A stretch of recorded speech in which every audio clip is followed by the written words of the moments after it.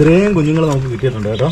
ഇത്രയും കുഞ്ഞുങ്ങൾ വിരിഞ്ഞിട്ട്, പക്ഷെ ലാസ്റ്റുള്ള ടീമൊക്കെ ഏതാണ്ട് വിരിഞ്ഞ് ഇറങ്ങുന്ന, ഇത് ഇച്ചിരി വിരിയാൻ ബുദ്ധിമുട്ടുണ്ടായിരുന്ന ഒരു ടീമായിരുന്നു. അതിന് നമ്മളായിട്ട് തുറന്നിറക്കിയതാണ്. ഇതൊക്കെ ഒരു ഭാഗ്യമാണ്. ഇതൊക്കെ നമുക്ക് ആസ്വദിക്കാൻ പറ്റണമെങ്കിൽ, ഇങ്ങനെയൊക്കെ എടുത്ത് എന്താ പറയുക, കൊഞ്ചിക്കാൻ പറ്റണമെങ്കിൽ നമ്മളൊരു കർഷകനായിരുന്നിരിക്കും. 10, 12, 28 ദിവസത്തെ കാത്തിരിപ്പിന് ശേഷം എന്താ നമ്മൾ ഇൻക്യുബേറ്ററിൽ വെച്ച താറാവ് മുട്ട വിരിഞ്ഞ് കുട്ടികൾ ഇറങ്ങിയിട്ടുണ്ട്. ഇന്നലെ തൊട്ട് വിരിഞ്ഞ് തുടങ്ങിയതാണ്. ഇപ്പം ഇന്ന് എല്ലാം വിരിഞ്ഞ് പൂർത്തിയായിട്ടുണ്ട്. നമ്മൾ 50 മുട്ടയായിരുന്നു ഇൻക്യുബേറ്ററിൽ വെച്ചിരുന്നത്. അതിൽ നമ്മൾ ആദ്യം തന്നെ സ്പേസിന്റെ പ്രശ്നം കാരണം കുറച്ച് മുട്ട എടുത്ത് മാറ്റിയായിരുന്നു.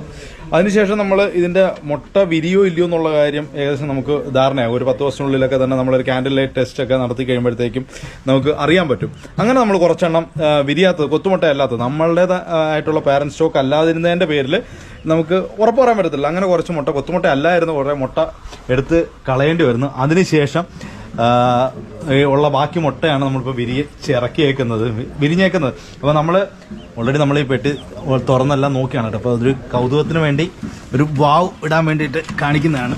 നോക്കിയോ, ഇത്രയും കുഞ്ഞുങ്ങൾ നമുക്ക് കിട്ടിയിട്ടുണ്ട് കേട്ടോ.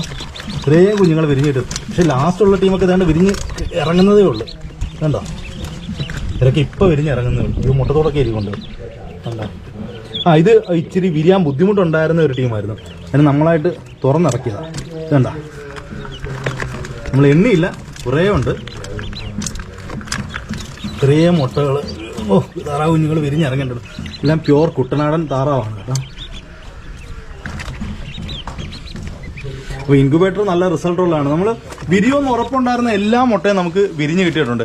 ഇനി ഇതിന് ഒരു വേറൊരു പ്രശ്നം പറ്റിപ്പോയെന്ന് വെച്ച് കഴിഞ്ഞാൽ, നമ്മുടെ വീട്ടിൽ ഇതിന് ബ്രൂഡ് ചെയ്യാനുള്ള ഒരു സൗകര്യം നമ്മൾ സെറ്റ് ചെയ്യില്ല. നമ്മൾ ഈ ഒരു റൂമിനകത്തായിരുന്നു എല്ലാം ചെയ്യാന്നുള്ളൊരു പ്ലാനിൽ ഇൻക്യുബേറ്ററൊക്കെ നമ്മൾ ആദ്യം വെച്ചിരുന്നത്. പക്ഷേ നമ്മുടെ വീട്ടിൽ പെട്ടെന്നൊരു എമർജൻസി ഉണ്ടായി.